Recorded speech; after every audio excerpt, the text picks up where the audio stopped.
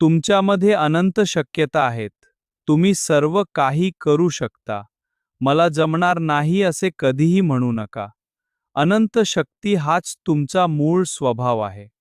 जर तुमचा 33 कोटी देवावर विश्वास असेल, पण स्वतःवर विश्वास नसेल, तर तुम्ही नास्तिक आहात.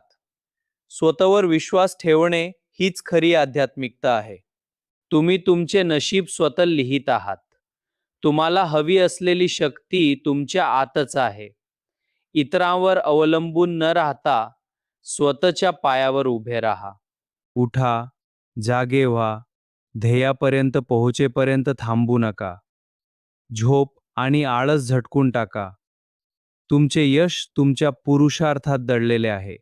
रस्त्यात कितीही पर्वत आले किंवा समुद्रासारखी संकटे आली, तरी आपल्या मनोबलाने ती पार करा. जो ध्येयावर ठाम असतो त्याला निसर्गही रस्ता देतो. तुमच्या आयुष्याची संपूर्ण जबाबदारी तुमची स्वतःची आहे.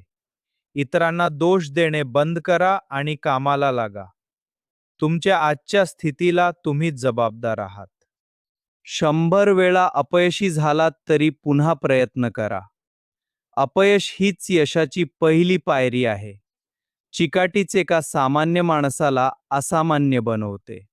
का आदर्श निवडा, त्यालाच आपले जीवन बनवा, त्याचाच विचार करा, त्याचीच स्वप्ने पहा आणि त्या आदर्शातच जगा. हाच यशाचा सर्वश्रेष्ठ मार्ग आहे.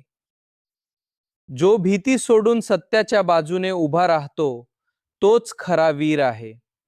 वीरता केवळ शरीराच्या शक्तीत नसते, तर मनाच्या खंबीरपणात असते. स्वतःला कमकुवत मानणे हे सर्वात मोठे पाप आहे. स्वतःला बलवान समजा.